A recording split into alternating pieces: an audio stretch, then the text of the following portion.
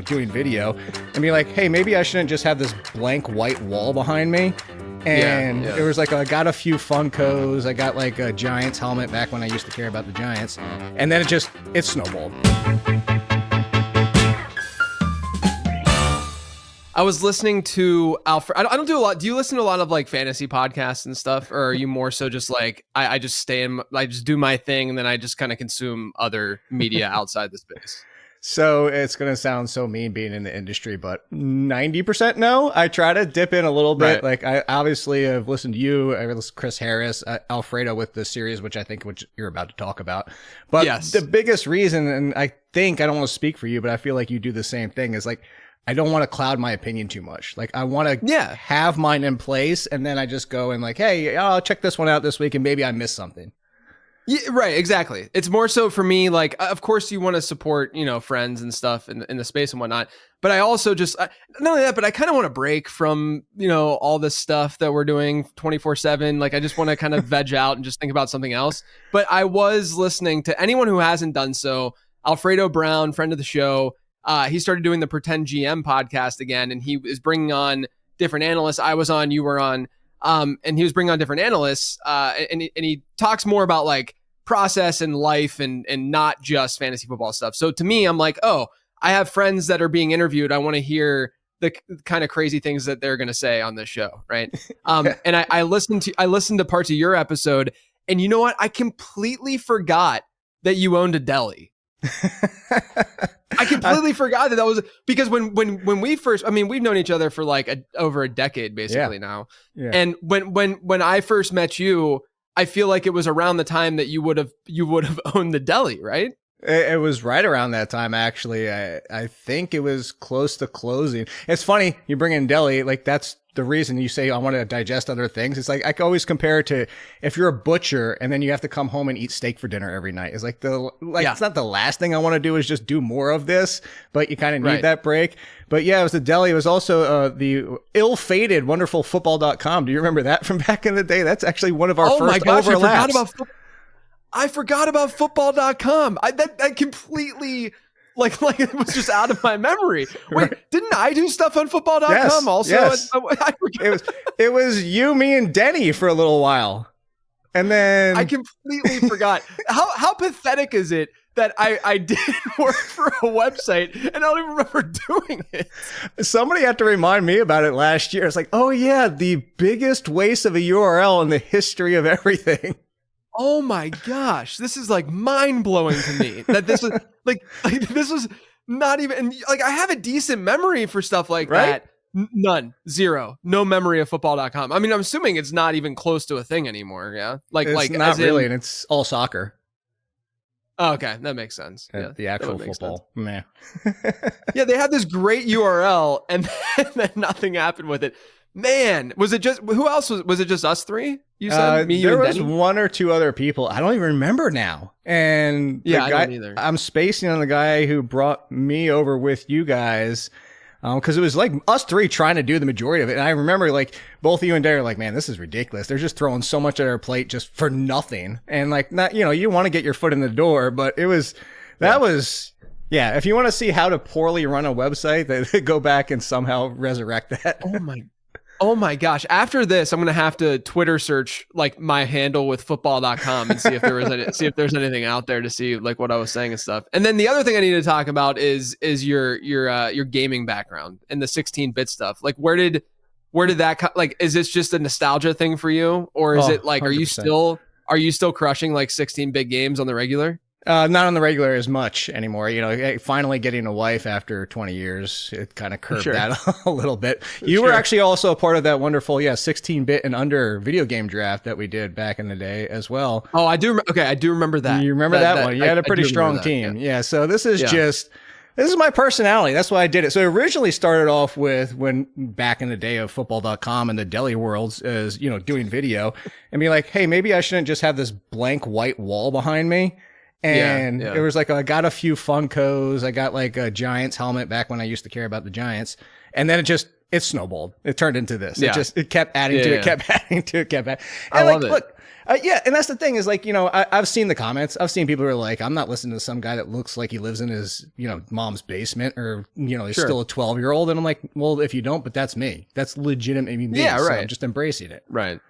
No, I love that. What's your, if you were to just rank top 1 to 3, like 16-bit type, most likely side-scrolling type games, what would you go with? Side-scrolling, so you mixed it up with the side-scrolling. Because okay, you don't have to say it doesn't have to be side-scrolling. I just assumed that was the direction that you might go in. But no. Any. Top 3. Because Legend of Zelda: Link to the Past is still always okay. That's fair. To top, and then Mario Brothers 3, and then I don't know what's a good third. I'm trying to think. To me, Super Mario Brothers 3 is my go-to. Like it's so timeless, so nice. Would be so easy to play. My Mega Man 2. I'm always a sucker for Mega Man. Oh, Mega Man. Okay. Yeah. Were you SNES over Sega back in the day? I was, but I had everything. I actually have. I have a jailbroken one of those mini SNES ones, but the one of the ones I got them off eBay, so it has all Nintendo, all Super Nintendo, all Genesis, all Atari. That's awesome. So it's got everything you could possibly want on it, including that wonderful Turtles game, which gave us anxiety trying to get through that swim level with the, oh my gosh. Right? Impossible. No, the only way I got through it was with the game Jeanty. I'll admit it. It's that level, and you know what the other impossible level was the magic carpet ride in Aladdin. Why was that so hard? It shouldn't have been hard. And then another hard game.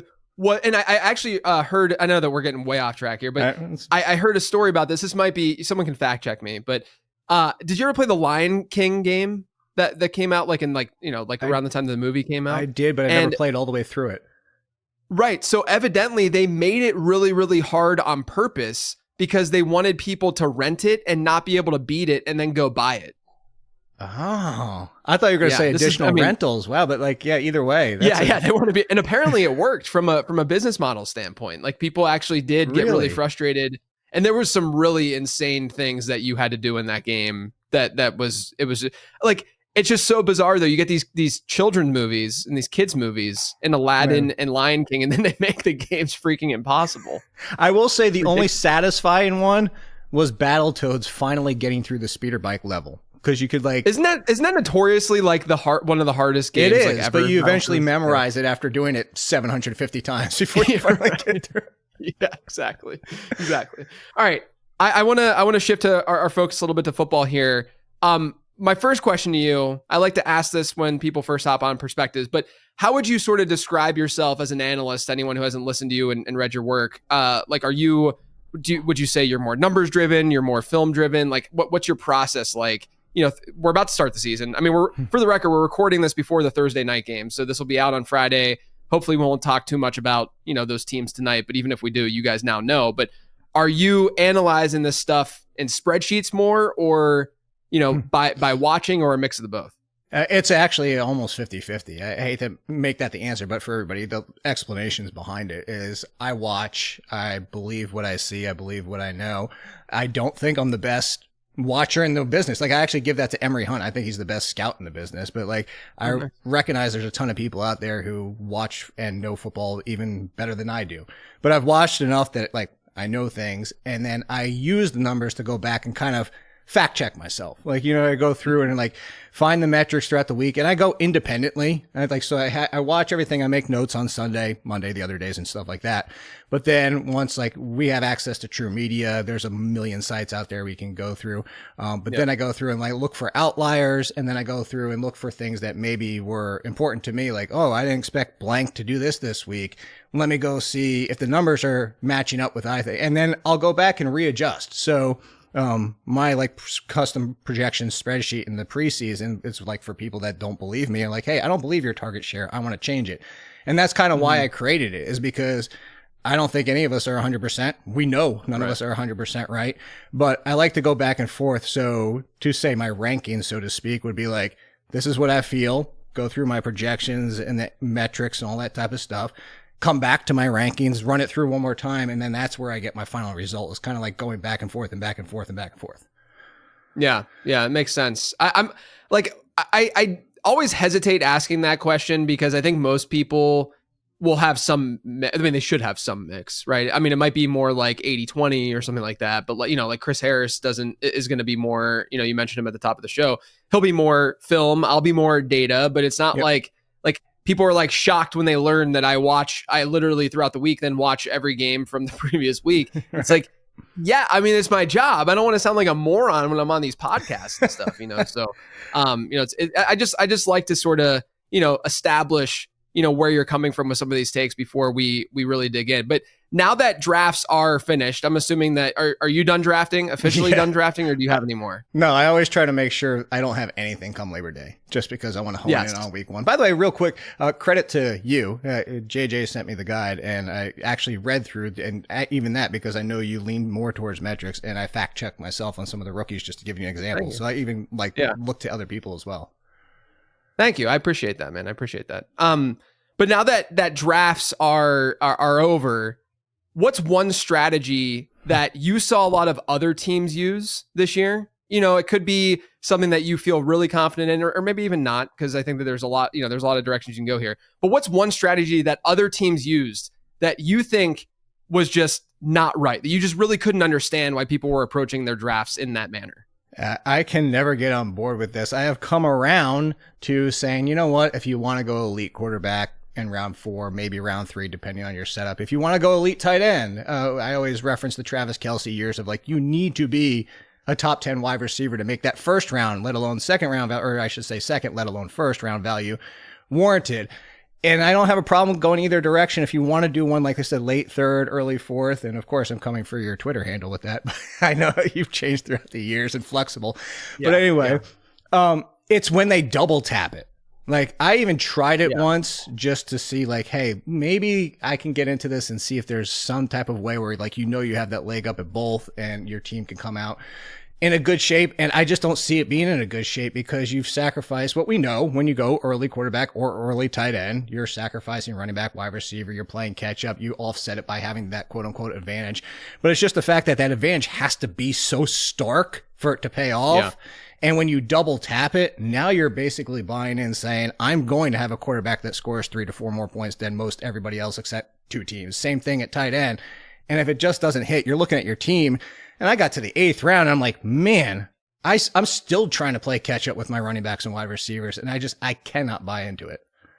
Yeah, I feel like the only time I had a discussion with Sean Siegel about this on a Perspectives episode, because this year felt like there was that dead spot in round 3-ish, middle of round 3 and into round 4. And that's where I was like, okay, I can get that's around the time where I can get behind quarterback and whatnot if you want to go that direction. But, it's very, very difficult to take on that opportunity cost when it's multiple onesie positions like that. It's just, you feel so far behind. And you not only need the quarterback and tight end to hit, but now because you're behind at wide receiver and running back, you need those positions to hit too, right? Yeah. Because realistically, you're now 2 rounds behind with some of these wideouts or running backs, and so the guys that you did get early, you need them to hit, or else then you're really falling back, and you don't have the depth to be able to make up for it. So yeah, I mean you see it every year. You see it a lot in home leagues and stuff like that, and you probably can get away with it more in some home league environments, 10-team leagues and stuff, just because they're shallower. But yeah, I think that's a good call out that it's just really, really tough to come back from. Is there a player in your drafts that you seem to walk away with seemingly in every draft? So there was a couple like Trevion Henderson until everybody started doing it. Yeah. A lot of Matthew Golden and Cedric Tillman, just because of last year. But the one that is the most, and as I say this, he's in my 30s for wide receivers because he has a terrible week 1 matchup. And I even said, be patient. If you don't draft him, maybe go throw out a low ball offer after week 1 because Calvin Ridley faces the Broncos. Yeah. And I was gonna say it's got to be Ridley. Right? You were gonna guess 100%. And the fact is, it's not just Surtain. We can look at wide receivers and understand teams will move them around. You can avoid corners to a certain degree. Volume can offset it, but it's also when you have that team around a corner like Surtain that you're gonna be like, okay, maybe we'll walk into a 2 for 40 for 1 week. But the schedule overall is good, and the continued thing that I kept saying is we were so excited. Terry McLaurin with Jaden McDaniels last year, and Bo Nix and what he did for Cortland Sutton. And it's I know not a lot of people are super high on Cam Ward, but if you look at his profile and the way that he's throwing the deep ball, already doing it in the preseason and practices, And the fact that last year Calvin Ridley was a wide receiver 3 on 120 targets with only 4 red zone and 1 end zone target the entire year. And the schedule is just there for him after this week where it's not many more threats throughout the season. A lot of games that we're projecting, I put that in quotes, projecting to be potential shootouts. And it's Cam Ward. And he's going to be aggressive with a nice deep ball. And I think Calvin Ridley, here's the shocking stat. Calvin Ridley's never had a 1,000-yard season. I was shocked to see that. Like, yeah, see? Like, I would have bet money at least one. Yeah, that's pretty crazy. That's pretty crazy. I have a ton of Calvin Ridley, mostly because you were getting a wide receiver 3 or 4 cost. And I'm like, this is somebody who could be a wide receiver 2. Yeah, something's really, because like I've done shows and talked about how, obviously rookie quarterbacks, they impact their pass catchers in a negative way versus a regular veteran quarterback just because they don't throw the ball as much on those teams and they're not going to be as efficient. So they're not going to score as many touchdowns. However, because I have Ridley as a player to target in the draft guide this year, if you look at the wideouts who have emerged and become like top 24, top 12 wide receivers with rookie quarterbacks since like 2011 or so, the average target share of the top 24 guys, there's like 14 of them or something like that. But the average target share among those guys is 26%. Yeah. So essentially like if a wide receiver ends up emerging and being fine with a rookie quarterback, it's because there's a lack of competition / he's just getting peppered with targets on his team, right? Like a Keenan Allen or like a Reggie Wayne or whoever. And they're just getting peppered with targets. And you look at Tennessee, and this is a situation, seems like a situation where that would be the case. Like, I think that Calvin Ridley could inch towards like a 30% target share this year. Like realistically, just because there's a lack of I like Alec Iamaner, but like we can't just like assume that he's going to take on a massive target share. I love Chigakonkwo, but we don't, we can't make these assumptions with guys who are not locked in. We can say we'll draft them versus cost, but I wouldn't be shocked if we like he could easily be top 5 in the league in target share. Yeah. Oh, 100%. And real quick to backtrack, as people are probably screaming right now at your podcast, I tripped myself. 100 receptions, not 1,000 yards. I was thinking. Okay, there we go. Yeah, so that sounds a little bit more reasonable. But yeah, never 100 receptions. His high was 90, and it was that year that he like blew up for the Falcons, obviously. But 100 receptions, everybody, not yards. But yes, and that's the biggest thing. And my mind was jumping ahead. Is that target share there? I'm with you. I was a fan of Iamaner. I did a Free Guys article. I do it every year over at The Athletic, where it's like the guys in the 14th, 15th, even undrafted rounds.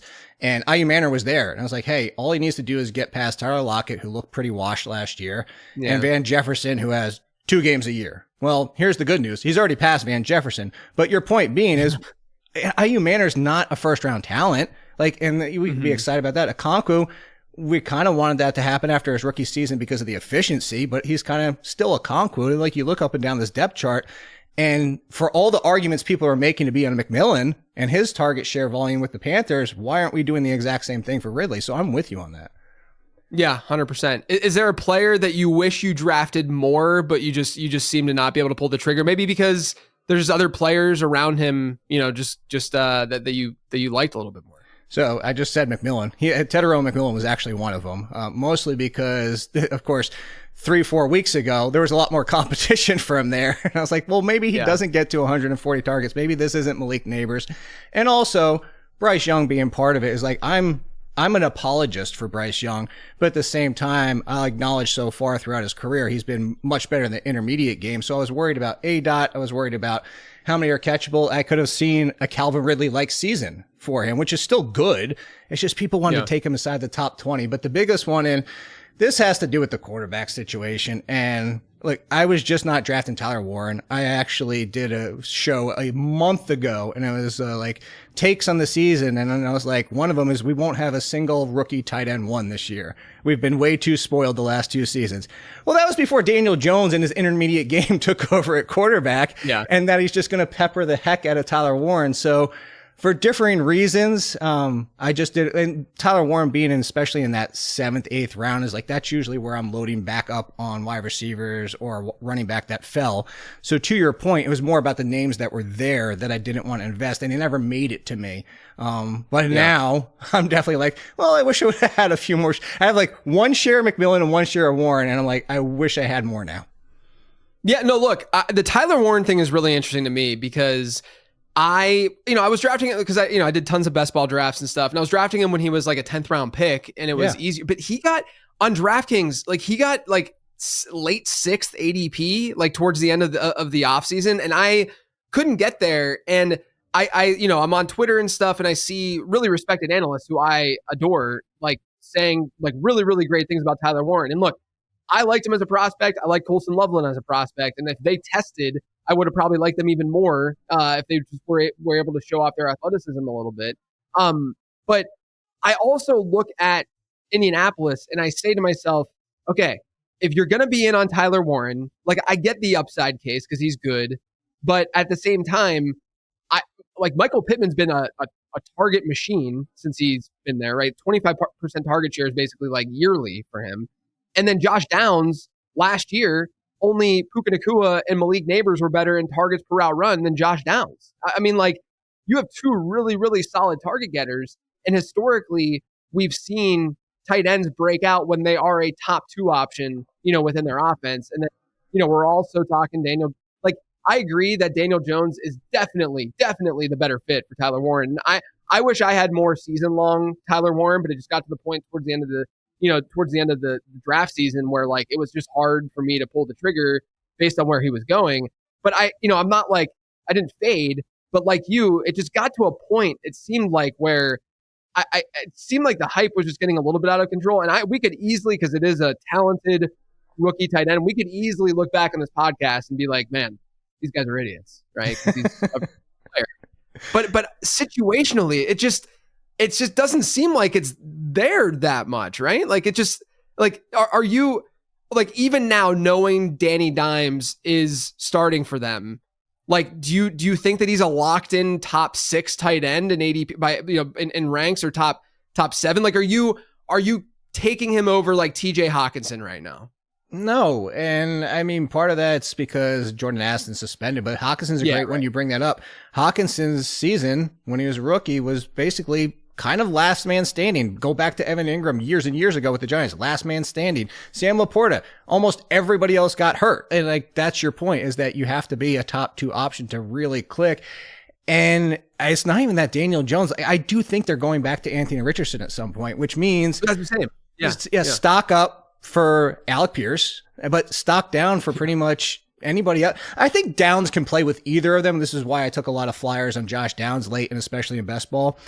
But I think that he hurts Pittman a little bit, less so Downs, but the big winner is Pierce. But the big downturn would be for Warren and in the underneath game. So that was part of the reason too. It's just the cost was always so prohibitive. And it's like not like a t-shirt or anything like that, but I always say don't buy all the risk. I feel like Warren, as you said, in the 6th round, you're buying everything risk-wise, and there's almost zero upside left.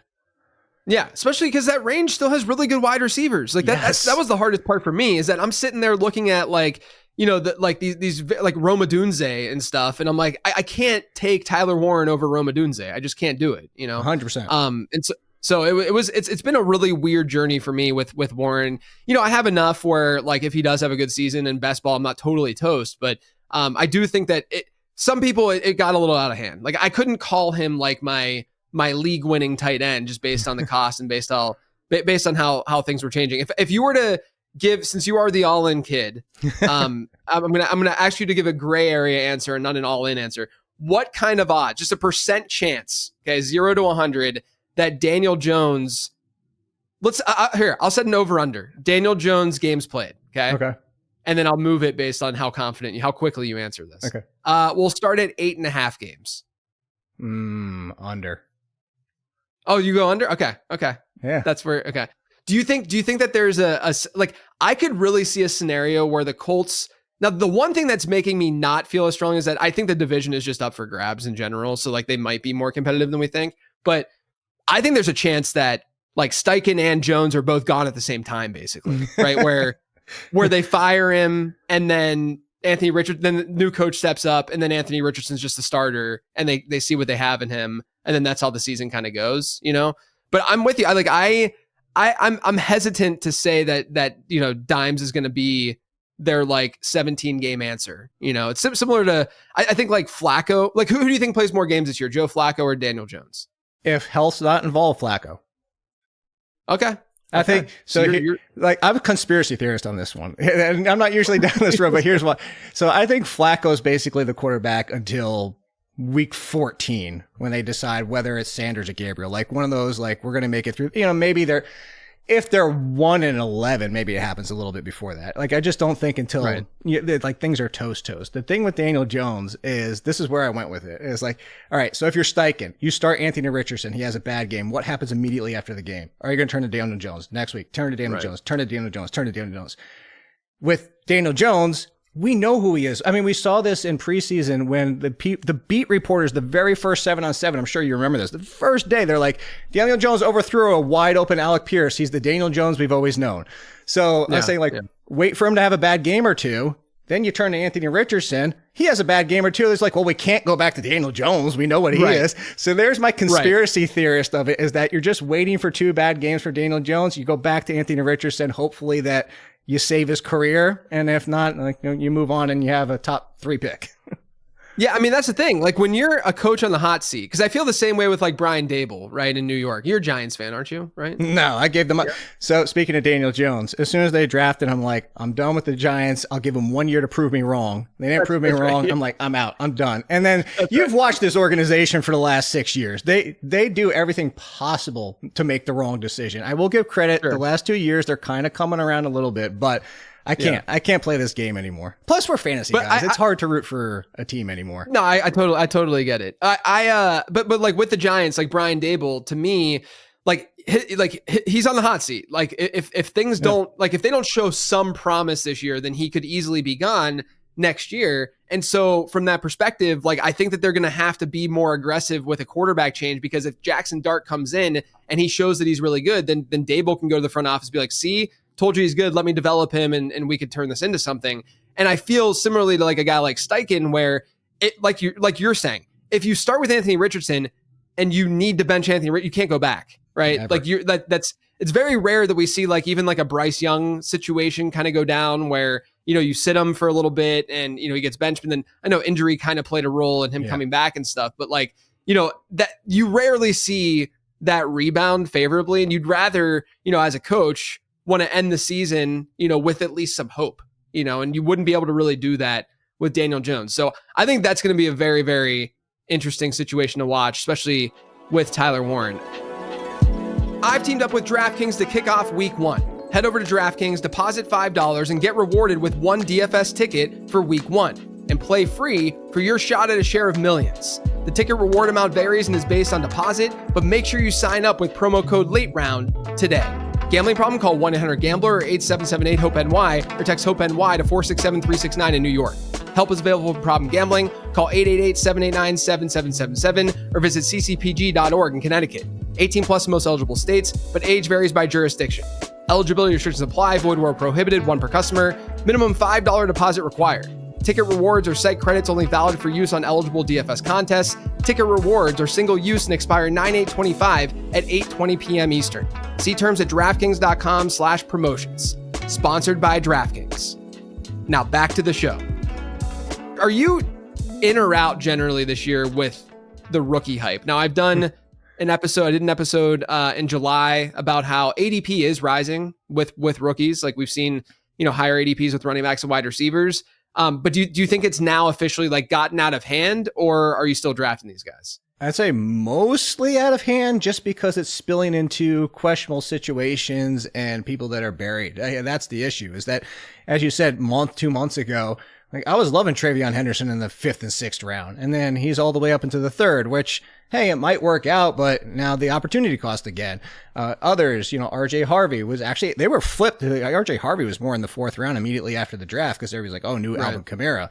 But it's not just the fact of how deep this running back class is, as you know, but they're all falling, like most of them are falling into split backfields where we're kind of hoping we can project, and we're hoping that the younger talent takes over. But as I said, it's like spilling into the wide receivers as well, even though I'm teasing it, but I do have a hot take that involves a rookie. But anyway, like the IU Manor, which you brought up, I did a show 2 weeks ago and I was talking about Kyle Williams, and I'm not a huge Kyle Williams fan. I was like, but he could develop. And they're like, oh, Kyle Williams tested this and everything like that. I'm like, the dude's like 6th on the depth chart. He can't even get past Keyshawn Booty. Like, let's relax a little bit. So I think that's where it falls down to. And like the Colston Loveland one, he's not as high as Tyler Warren, but people are wanting to draft Colston Loveland as a top 10 tight end. I'm like, even if he is, which we assume he's past Komet, like they have 3 wide receivers, and actually their other rookie is now buried behind Zacchaeus. Like, you just have to understand the situation. So I say yes, just because I'm okay with the Hendersons, I'm okay with Hampton and all the rest like that. But it's when you start to trickle down to that second level, which most of them are going to need at least half or a full year before we really see fantasy value. Yeah, I also think that this could be where Best Ball Brain because I get a lot of feedback from people being like, do you think, or questions and stuff like, do you think that Best Ball is going to change the way that people draft in season long and stuff like that? And in Best Ball, rookies, people are going to attack rookies because obviously in Best Ball, the playoff weeks are so important, and you don't have the luxury of just like being like, you know what, I'll let Torrey Horton, just sit on the waiver wire and I'll just pounce on him earlier than the rest of my league mates. You got to draft the dude, right? Yeah. And so in Best Ball, you're drafting these guys and you're elevating them because you know that rookies will, come together and be able to give some more production and better performances down the stretch, second half of the year, in the fantasy playoffs and stuff. Just historically, that's what we've seen.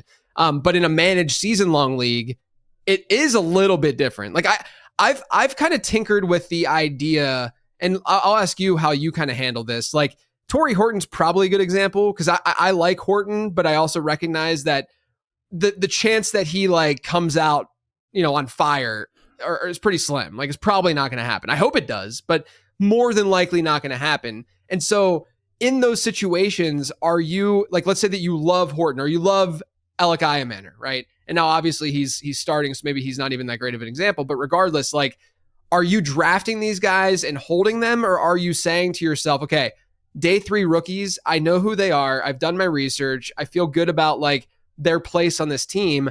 I'm just going to be a week ahead of my league mates, hopefully, in adding them off the wire, as opposed to, holding on to this roster spot that I'll probably end up dropping some of these guys. And then you're going to regret that towards the end of the year whenever someone else picks them up. Yeah, I think that really comes down to like, what is your bench? And, I did another article, not to like, oh, look at all my articles, but I did an article that one of the biggest mistakes people make is mismanaging their benches. And it's usually coming out of the draft with a bunch of replaceable options that you can find on waivers every single week. But the other part of it is these handcuff running backs or these upside wide receivers that people draft and then they drop 2 weeks in. Like what was the point of drafting? Like you draft Trey Benson, James Conner's healthy for the 2 weeks and you drop him. Why did you draft Trey Benson? You should have never drafted him in the first place. So I think that's the question people have to ask themselves, because I don't want to give a carte blanche answer, because it's like, hey, I have a 7-man bench and my home league, I can hold on to IU Manor for half the season and then finally be like, all right, it's not happening.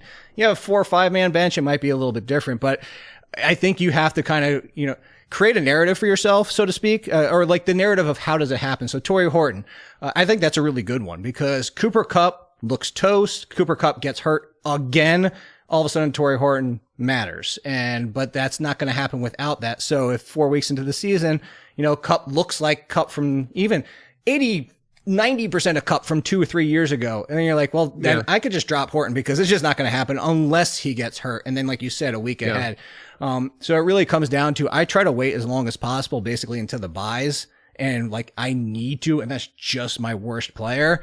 But if I'm drafting for upside like that, and like the Trey Bensons, especially handcuffs, but even higher wide receivers, then it's going to take a lot for me to let go, because those guys can be top 30 wide receivers if everything hits. I go pick up Demario Douglas. He's going to be wide receiver 40. Like, cool. Like, I'll pass on Demario Douglas to hold on to one if I can, put it that way. Yeah, makes sense. We see breakout offenses every year. Are there any offenses that you think are going to surprise people? Because obviously, if the offense goes off, more than likely, multiple players in that offense are going to be values from an ADP perspective. Yeah. So I don't know if you've heard the Bears are supposed to be good with this Ben Johnson guy. like I'm definitely not coming with the Bears. I think the Jaguars would be like a very popular one because we want Trevor Lawrence to be that generational talent that we always thought he was going to be. They have Travis Hunter, Liam Cohen, and all the rest. I I still have that offensive line. Like I'm not an offensive line like evaluator. I trust everything, but when you see multiple sites being like one of the worst, this is going to be bad. Yeah. Like it makes me hesitant a little bit on how much they're going to break out. And again, it's kind of like you said, I lean into more like didn't see coming, like you asked, versus like, oh, we know the Jaguars, we know the Bears. So there was two that I thought of. I almost said the Panthers, but what's after McMillan? Like, I hope Leggett kind of, I would say bounces back, but just better than he was as a rookie. But even after that, it's kind of like, yeah, Jatavion Sanders is interesting in a deep league. Leggett, deep league. Like, where's that really going to go? So call me crazy. I'm going to go back to, we've already mentioned the quarterback, the Browns. Like, they were going from like one of the worst, but here's where I looked at it is like, can I get multiple pieces of fantasy value? So we already know Jerry Jeudy. We know Njoku stays healthy. Joe Flacco, by the way, over 4,400 yards in his last 17 starts. Ian Hardis keeps bringing up the fact that he pushed it all the way up to 4,700 if you include playoff starts. It's an insane number. So yeah, Cedric Tillman involved. And then right out of the gate, this is a rookie that I do like. Is like, I just think Dylan Sampson needs more attention. Like, I think he can be their Austin Eckler and the consistent option where Jerome Ford is Jerome Ford, but in a split backfield, I want the pass catcher. Joe Flacco's going to keep throwing. We've got two wide receivers, a tight end, a running back, and then if Judkins ever shows up, like Ford's a fine RB3, but if Judkins' situation ever clears out, we know he has top 20 upside. And then Joe Flacco can be a streamer. Like, hell, you want to stream him this week and stream him over CJ Stroud and Caleb Williams? Go right ahead.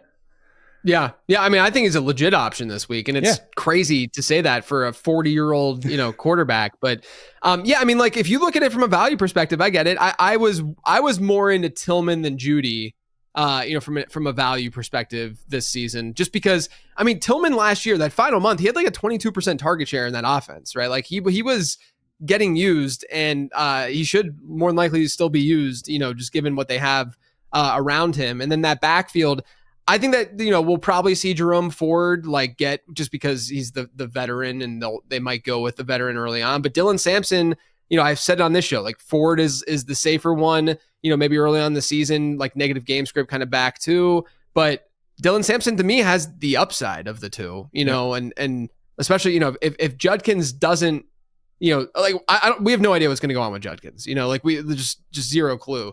So there could be some value out of it. Did you say you had two, or is the Browns your fine? You're gonna walk away from this podcast with the Cleveland Browns as your number one answer there. Breakout offense? Well, because I didn't want to go obvious with the Bears or Jaguars. I wanted to be a little over there. Hey, let me ask you a question. Do you think, like, if we got to week 17 and Cedric Tillman had more fantasy points than Jerry Jeudy, would you be falling out of your chair, shocked? No. Yeah. Jerry, I've said it many times on this show. Jeudy was the same player last year that he's always been, in my opinion. Like he wasn't anything, like if you look at all of his per route run numbers, if you watch him, like I didn't see anything like special or different. The thing that was different is that he ran more routes than any other player in football last year, right? Like they were dropping back to pass so much, and he's just a volume getter, right? And he was obviously the de facto dude, once Cedric Tillman went, they trade Amari Cooper, and then Cedric Tillman, goes down. So yeah, I mean, like I would obviously, give the edge to Jeudy, but it wouldn't be like a shocking revelation if we just see Tillman, find the end zone 8 times and Jeudy only finds it 4 or something like that. And maybe the target shares or Judy's only like 1 or 2 percentage points higher. I think that's definitely in the range of outcomes here. Yeah. Yeah, I think so. Hey, I'll give you a bonus one, not to be at the Browns. I hope for fantasy purposes, I have egg on my face. I'm not a Jackson Dart guy. I hope I'm wrong. And all of a sudden Jackson Dart makes Malik Neighbors, either Wandell or Slayton, Theo Johnson, which, by the way, Theo Johnson, you talk about metrics and testing off the charts before there was Tyler Warren at Penn State. Like, Theo Johnson becomes a thing. That backfield is productive with 2 running backs. Like, I don't see it, but I would kind of hope I was wrong just for the fun of it. No, I don't mind. Like, if Jackson Dart is legit, and he's looked legit so far, in my opinion. Like, like if that's there, I mean, like there was also that one tweet / quote I saw from someone reporting on the Giants. I don't know, because this is just off the top of my head, but apparently Brian Dable like went up to Jackson Dart and just told him that he loves him or something like that in the locker room, like just straight up, and just mentioning how much so like maybe that quarterback change happens sooner rather than later. All right, let's talk about some controversial players. because there's a lot of them this year. Almost every round there seemed to be one. So I'm going to go player by player. We talked about one of them because we already talked about Tyler Warren, so we don't have to get to Tyler Warren. And we'll see how many we get to here. But the first one to start with is Ashton, Jeanty. Your general thoughts, and when I say general thoughts, were you drafting them a lot? Did you find them as a value, as someone who you're avoiding, and just your general thoughts on that player? Somebody that almost had 0 shares of, because when I was at the mid back half of the first round, I was still taking Jacobs and Kyren Williams over him. And maybe I look stupid for that one, but I have questions. How many receptions is he going to get? I know that's the same argument you can make for Kyren, but that's where I gave Jacobs the edge, especially with Marshawn Lloyd hurt. And then the fact of what's the touchdowns going to be, or like what's the equity going to be there? And I would just lean to the Rams. So it was a very small margin where I still take Kyren, I still take Jacobs. And it just fell down to like I have Jeanty with Chase Brown, but by the time I picked, if it was the end of the first round, he was gone. If I was the middle of the first round, I was taking somebody else, maybe even a wide receiver. So I just never ended up with him just because I had a little bit more hesitation. Bijan Robinson was RB8 as a rookie in what was a quote unquote disappointing season, but everybody was taking him as the second or third running back. Like they can be really good and not be the best. Yeah. I to me, I was kind of like a little bit below market just because I like the wide receivers going around Jeanty, and it's just easier to make those choices. But Jeanty to me was generational in my prospect model, second best score behind CMC, and that dates back to 2011. So we'll see. You just mentioned Kyren Williams. Let's talk about Kyren Williams. It sounds like you're in on Williams this year. I am. And I'm not saying like I don't understand because like I'm smarter than anybody else. Like there are reasons to have doubts, but I think the biggest reason got thrown out the window. The biggest fear we had, and I said this before on my podcast, is like, I think Sean McVay makes good running backs great. Do I think Kyren Williams is Kyren Williams on 20 other teams? No. And I think our biggest fear was that when Sean McVay gets tired of a running back, he flips the script, goes to the other one, and it's like, you're done. Like, I'm moving on. He's done it with Darrell Henderson and many others who were productive before it. So I think the fear was, oh my gosh, if it happens, Blake Corum, Jarquez Hunter, whoever he turns to, it's going to be done for Kyren. He got the contract. He's like, if Kyren has 2 bad games, it's not going to be like, well, we got to bench him. Let's go see what we have in Corum. Yeah. And I think we took the biggest question mark and threw it out the window, where he's been RB6 each of the past 2 years. And I know 2 years ago was a little bit better on a per game basis than last year. So if you're talking about per game basis, I think he's like RB9 or 10 last season. But if he even falls in between, like RB8, I still think he's a top 10 running back. I'm still taking him in front of some of the other names that people wanted to put in front of him. And it just came down to, I trust the Rams, I trust McVay, and I trust now that he has the contract, because Kyren Williams, I'm sure you remember this, towards the end of the season, his prop was 19 and a half of carries, and he was cruising the over. It's just, he's going to get the volume. Yeah. I mean, look, if he gets the volume, he'll be totally fine. My stance has been that I do think, like, if you think his workload will be there, then you should be drafting him. Yeah. If you like, I think there's some fragility to it, just from the standpoint of the Rams, they haven't thrown to their running backs for 6 years now. They've been bottom 3 in running back target share, and it's been obnoxious from that. The crazy thing is that Kyren Williams came into the league as a pass catching back. Like that, I thought he was going to play more of like a scat back role in the NFL. And that's not what he's done at all, just given the way they deployed him. And so the fragility aspect to me is what scares me a little bit, is the like, he had last year, I don't think he's going to reach the 85% like running back rush share that he had last year. But, if he's in that, like, if he gets to a 70% share, let's say, then we're starting to think like, oh, maybe the ceiling won't hit. But if you feel confident, that it'll be there for him, then yeah, you should be drafting him. Let's talk about Tyreek Hill, who's not a captain anymore. I don't know if you heard about this. So Tyreek Hill, no longer a captain. Someone actually asked a mailbag question this week of like how much I care about that. So I guess I'll throw it to you. Tyreek Hill, no longer a captain of the Dolphins. People have been like either way in saying that he is one of the best values in drafts this year, or just way out saying they don't want to touch it. This is the next Antonio Brown. Where do you stand? I could not care less about the captain situation. Just couldn't. And when it comes down to the Antonio Brown, like, again, I don't think we can put Antonio Brown basically on anybody else in existence. That's the whole bag of his own. It comes down to, like, we are talking about somebody approaching 32 relying on speed. So I get the hesitancy, but I also get that just 2 years ago, heading at 29 into his 30-year-old season, that he still was top of the league. So I think it comes down to, I'm okay with him, which so it kind of might sound like a middle ground situation, as a mid-high end wide receiver too, because I do think there still is the potential for top 5. Would I bet on it? Absolutely not. That's why he's not even a wide receiver 1 for me. Do I think he's a wide receiver 3? No, I think a hell of a lot went wrong for the Dolphins last year. But I will say the reason he is risky, I think, in my opinion, as a wide receiver 2 still, is because it's not just Hill. There's so many factors there. It's Tua getting hurt, and we've seen what happens to this offense when he gets hurt. But I also think it's on McDaniel. We saw the NFL adjust to McDaniel last year. They said, you know what? We're going to stop playing you tight and letting you do all this stuff after the catch. We're going to kind of play almost like, I called it like a double shell. I don't know if the NFL is coming around, but they kind of double shelled the offense and basically said, we're going to keep everything in front. Good luck. And the NFL figured McDaniel out. He now needs to adjust back and get Hill thrown open, and so he can do stuff after the catch or even deep. So I think there is risk, but that's why I say it's the middle ground, because I still think there's somebody for 1,500 yards and 10 touchdowns, and I still think there's a world where he repeats last year and we're disappointed. Yeah, look, I've been middle ground with Tyreek for the most part too. I you can see the scenario where he has that top 5 season, but then like you said, the offensive line too, right? Mm-hmm. Huge problem, that offensive line, where you want Tua to have time to be able to get it down the field. And if that's not there, then that's a problem, So, I could see it going many, many directions. Sorry that we weren't very helpful with that one, listener.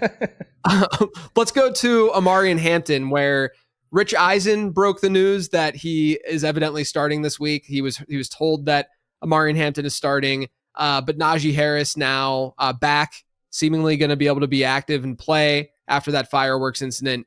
Where are you with Omarion Hampton? So pre-draft, I was Hampton very close to Jeanty. I would take Jeanty 10 out of 10 times.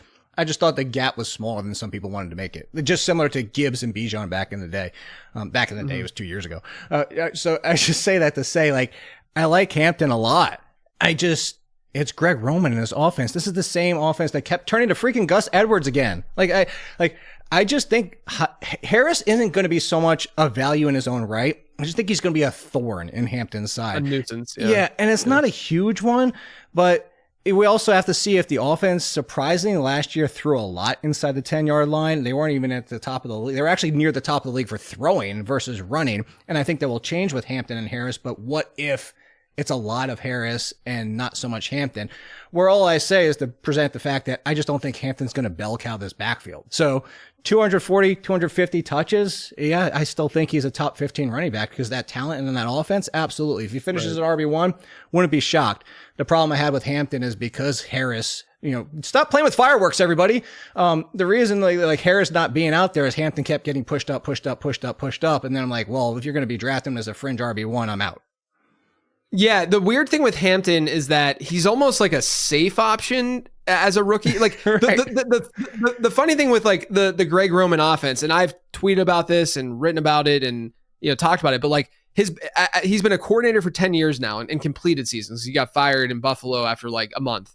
But he's had 10 completed seasons in the NFL. His average running back rank and running back target share rank has been 26.3. So on average, his backfields end up ranking like 26th or 27th in team running back target share, which is obviously very, very low.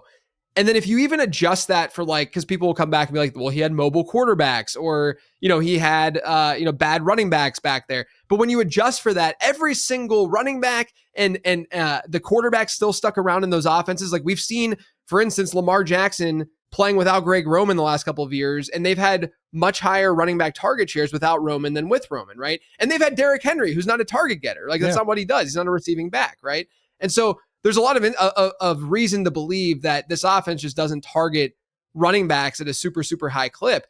And to me, that screamed that Omarion Hampton was probably more of a floor play, like a high-end RB2 type play with maybe not that like top 6 kind of running back upside. And then when the Najee stuff happened, I'm like, okay, well, maybe there is that top 6 running back upside. And now I'm starting to come back a little bit more just because I do think, like you said, he could just be a thorn. Like he could just be really, really obnoxious, really annoying. And we might not see like full Hampton until towards the end of the year, hopefully, if we see it this year, and, I don't mind that they were because like last year when Justin Herbert was healthy, right? Because he started the season with that like ankle injury and stuff, they did become a little bit more pass heavy. And I don't think that would be like a terrible thing necessarily, because I think the offense would be more efficient and hopefully have more scoring opportunities and stuff. But like you said, hopefully at the goal line and near the end zone, they are a little bit more run heavy, because that would then, help Hampton get those touchdowns. Yeah. Xavier Worthy is a really fun one, where Rashee Rice now officially first 6 games of the season, not going to be playing. Have you been in or out on Worthy? That's one you could actually put on my list of getting a lot of Xavier Worthy, just because knew the Rashee Rice suspension was coming. Obviously didn't know it was going to be to start the year.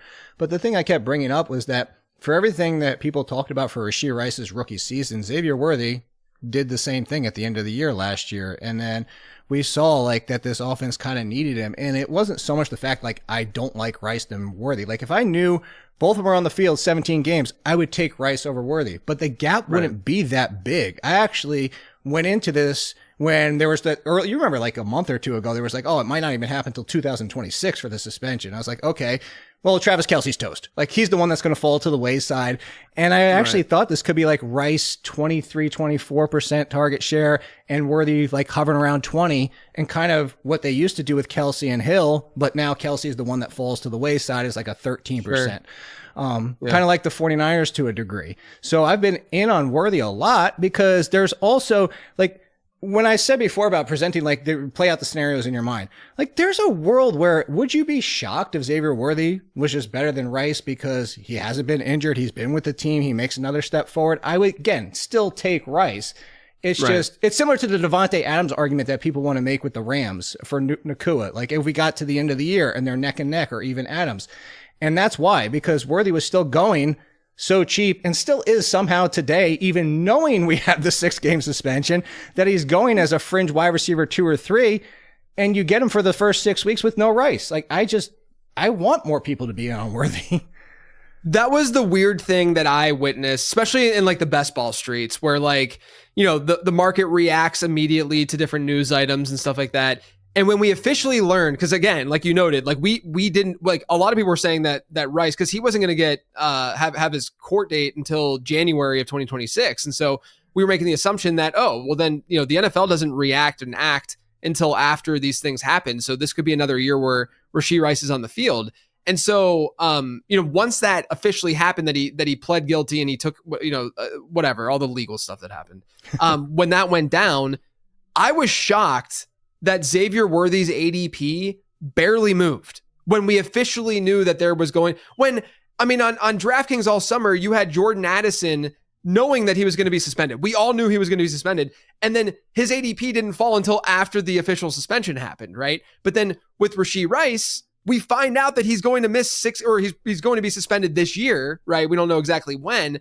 And Xavier Worthy's ADP doesn't shift. So I was of the belief where I was like, yes, I like Rice more than Worthy. And then I ended up I'm overweight on Worthy now after the ADP didn't move. Like it's just a wild, like it's just a really good example to me of like, this is why when we talk about liking and not liking players, it's all versus cost, right? Like we don't, we don't hate these guys, or it's just all versus what we're paying to get them. And so, like I liked Worthy as a prospect. I have some concern about like ceiling. Like, do you think that he has like a true top 10 ceiling in him, Xavier Worthy? No, I think his ceiling is kind of more in the 15 to 20, like most DJ Moore seasons, production wise. Yeah, or like a John Jackson when he was at his peak or something like that. Yeah. That's kind of where I'm at too. All right, we got to talk about Bill Croskey-Merritt, right? We got to talk about Jacory Croskey-Merritt, because what fantasy podcast these days doesn't reference something about the Washington backfield? So, all right, just give it to me. Where are you at with Jacory Croskey-Merritt? So I don't want to throw out the person's name, because in case they're wrong, I don't want people to come for him. But I have a very, very, very trusted person close to the Commander situation that said,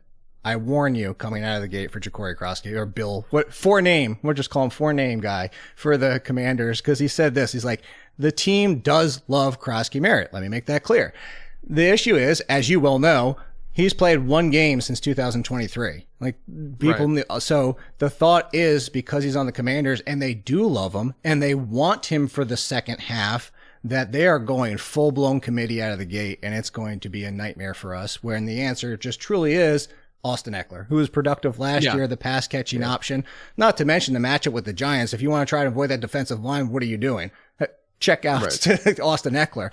So he said it's going to be slow. He said, don't be shocked if he has 5 to 7 touches in week 1. And we're just infuriated. But that's why, kind of dovetail into this when we're talking about strategies and stuff like that. And I know it kind of works with a lot of things you and I are talking about. I know you didn't ask me this.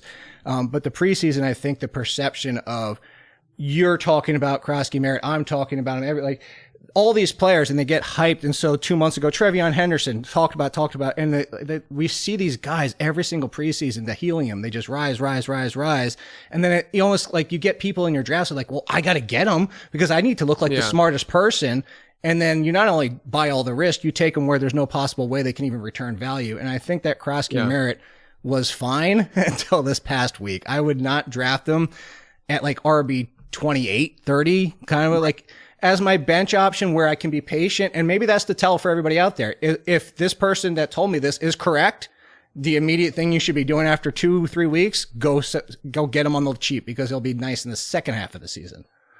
Yeah, no, that makes total sense. I think I had him ranked, he was past RB 35 for me. I couldn't draft him in the top 35. But once you get past some of those players in that range, you're just everyone's kind of just just a lot of question marks and stuff. So I kind of just threw him in there. But then I realized other people are liking, I didn't get him in any draft after, the steam really hit, right? Yep. I just couldn't. I Darwin Thompson flashbacks were hitting me and I got freaked out. Good but goal. No, he had some really interesting peripheral numbers in college. The ZAP model that I use, didn't really love him that much just because his volume numbers, related numbers and the stuff that I look, and his receiving numbers were not good. He just didn't have much of a receiving backbone. And so that's another thing is that I worry about what that ceiling will look like down the stretch, even if Austin Eckler is still healthy, because we know that he was still a good pass catcher last year, Eckler, and like you said, it's a decent spot for him to just get some of those dump offs. Are you this week ranking Chris Rodriguez ahead of Ja'Cory Croskey-Merritt?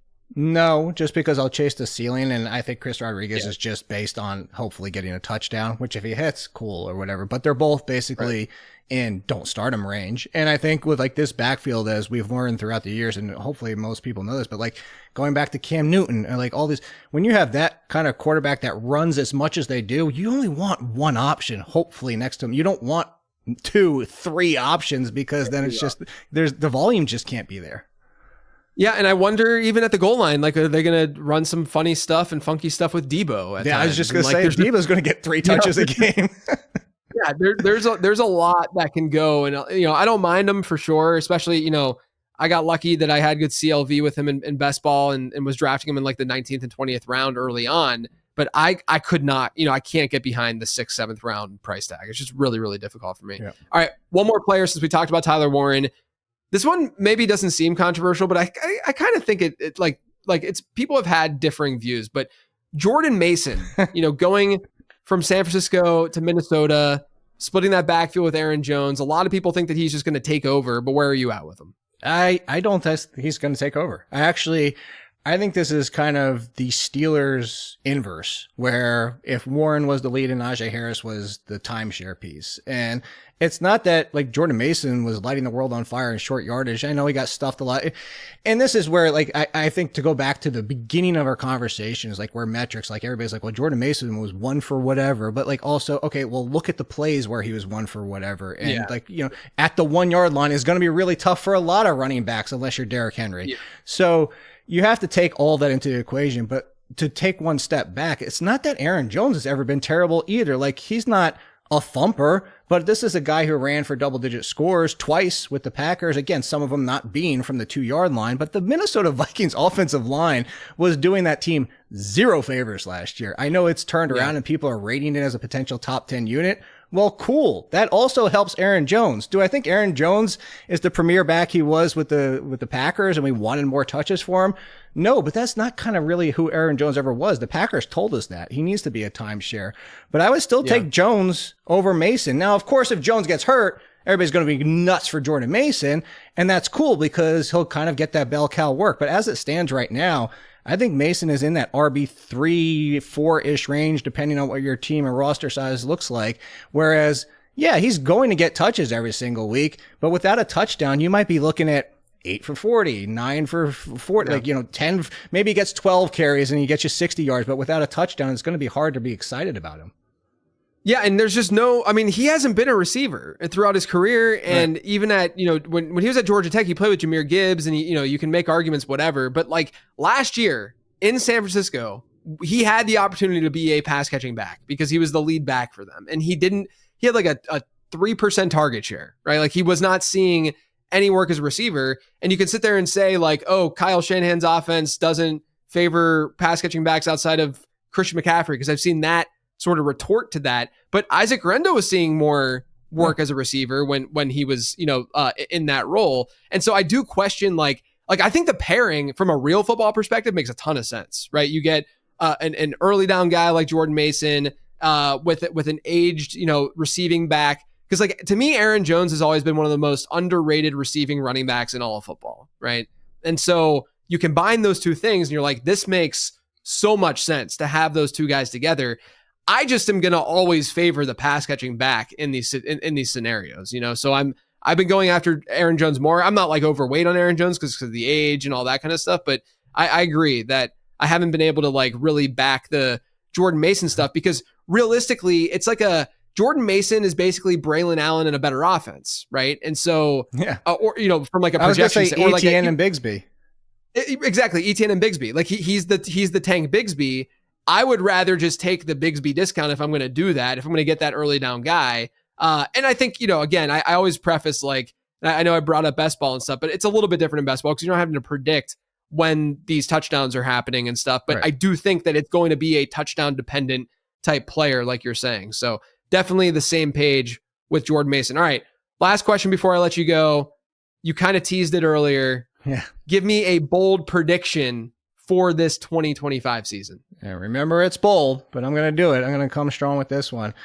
Jaden Higgins is the number 2 rookie wide receiver for fantasy.